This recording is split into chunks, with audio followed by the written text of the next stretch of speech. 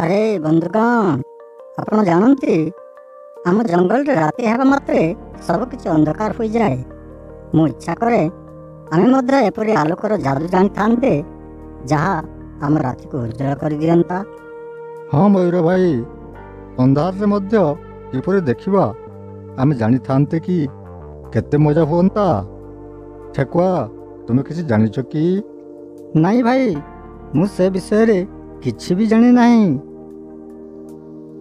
ବନ୍ଧୁଗଣ, ଆଲୋକର ରହସ୍ୟ ଜାଣିବା ଆମର ସର୍ବଶ୍ରେଷ୍ଠ କଳା। ଯଦି ଆମେ ସୂର୍ଯ୍ୟ କିରଣକୁ ସଠିକ୍ ଭାବରେ ବୁଝିବା, ତେବେ ଆମେ ରାତିରେ ମଧ୍ୟ ଆଲୋକ ପାଇପାରିବା। ବାବୁଲୁ ଭାୟା, ତୁମେ ଆମକୁ ଏହି ଯାଦୁ ଶିଖାଅ। ଏହା ଯାଦୁ ନୁହେଁ, ଏହା ବିଜ୍ଞାନ। ଦେଖ, ଗଛର ଛେଲି ଏବଂ ପତ୍ରକୁ ଏପରି ଭାବରେ ସଜାଇବା ଯେ ସେମାନେ ସୂର୍ଯ୍ୟ କିରଣକୁ ଧରି ଧୀରେ ଧୀରେ ରାତିରେ ଛାଡ଼ିଦେବେ।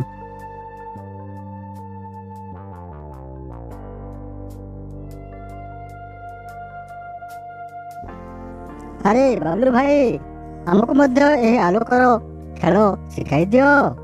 ଆମେ ଚାହୁଁ ଯେ ଆମର ସ୍ଥାନ ମଧ୍ୟ ରାତିରେ ଉଜ୍ଜଳ ହେଉ। ଠିକ୍ ଅଛି, କିନ୍ତୁ ପ୍ରଥମେ ମୋତେ କୁହ, ତୁମେମାନେ ଏହି କାମ କରିବାକୁ ପ୍ରସ୍ତୁତ କି? କଠିନ ପରିଶ୍ରମ କରିବାକୁ ପଡ଼ିବ। ନିଶ୍ଚିତ, ଆମେ ପ୍ରସ୍ତୁତ। ସର୍ବପ୍ରଥମେ ଆମକୁ କିଛି ଏପରି ଚକଚକିଆ ପତ୍ର ଏବଂ କିଛି ପତଳା ବାଉଁଶ ନଳି ଦରକାର। ଯେତେବେଳେ ସୂର୍ଯ୍ୟ ଅସ୍ତ ହୁଏ, ଆଲୋକକୁ ସଠିକ୍ ଭାବରେ ଧରିବା ପାଇଁ ସେମାନଙ୍କୁ ସଠିକ୍ କୋଣରେ ରଖିବାକୁ ହେବ। ଏବଂ ତାପରେ ଦେଖ, ରାତି ପଡ଼ିବା ମାତ୍ରେ ଏହି ପତ୍ର ଏବଂ ଡାଳଗୁଡ଼ିକ ଆଲୋକ ନିର୍ଗତ କରିବ। ଏହା ପ୍ରାକୃତିକ ପରିବେଶ ଆଲୋକ। ଓଃ ବାବୁ ଭାଇ, ଏହା ପ୍ରକୃତରେ ଯାଦୁ।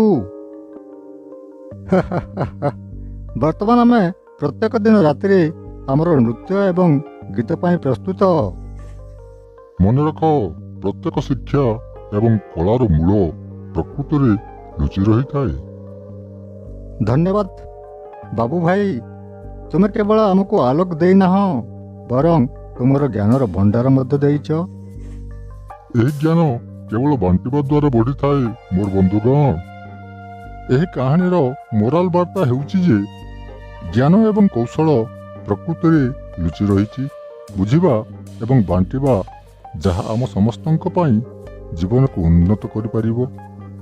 ସହଯୋଗ ଏବଂ ଶିକ୍ଷାର ଆନ୍ତରିକତା ସହିତ ଆମେ ଆମର ସମସ୍ୟାର ସମାଧାନ ଖୋଜିପାରିବା। ଆହୁରି ମଧ୍ୟ ଜ୍ଞାନକୁ ସଠିକ୍ ଭାବରେ ବ୍ୟବହାର କରି ଅନ୍ୟମାନଙ୍କୁ ସାହାଯ୍ୟ କରିବା ଏବଂ ସୁଖ ବାଣ୍ଟିବା ଆମର ଦାୟିତ୍ୱ ହୋଇଯାଏ।